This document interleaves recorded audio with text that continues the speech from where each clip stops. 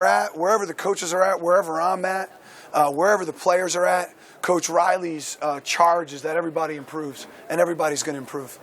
What do you think when you looked on the last 6 weeks at the personnel and kind of how it fit? I mean, what were your first impressions of what you have here? Yeah, excited. I think it fits well. The guys are surely physically adept at doing the jobs we're going to ask them to do. There's enough brain power and fast action through diagnosis. I mean, that's not going to be a limitation. They look like they got a lot of conditioning built up where they're going to be able to go hard, long, and I'm pleased with the tangible skill of the defensive players. We can definitely get our work done. When you take over a new group of assistant coaches, what was your approach in talking to those guys? Communication, clarity of communication. If people don't know exactly what to do, they won't cut it loose.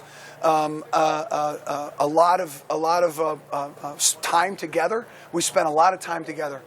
People aren't off collecting information and off on their own. We're in the room together. We're kicking the tires on things. I've been able to get a lot of really good ideas and information from the other staffers to help take this defense to another step. Philosophically, how much is it?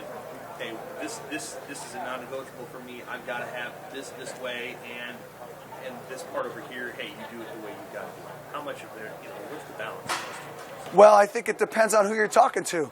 If Coach Riley's talking, it's non-negotiable, right? He tells us what we want done, and we do it just like he wants it.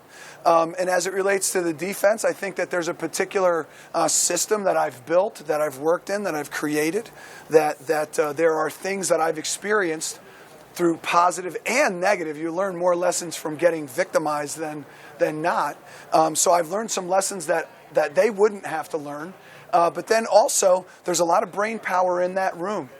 There's a lot of great thinkers, and we've already created some great ideas on even just little ways to say things that are catchy.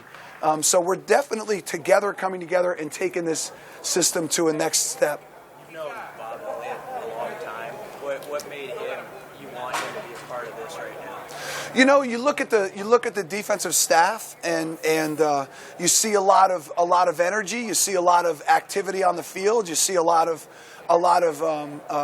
gusto, and a nice blend would have been another guy that now he's been doing this for over 40 years. So it's kind of an encyclopedia of knowledge.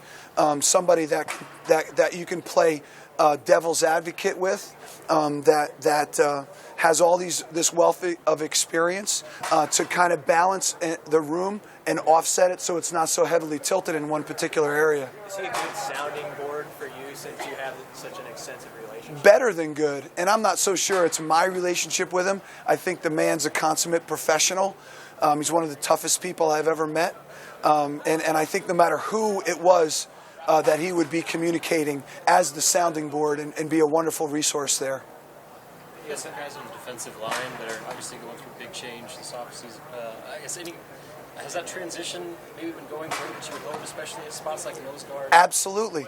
I'm not disappointed in any way. Everybody's trying as hard as they can possibly try, and in that, I'm pleased. So. Like I said, there's not a defensive lineman that's not going to be able to do the work we're going to ask them to do, and they're getting better. They get better every day.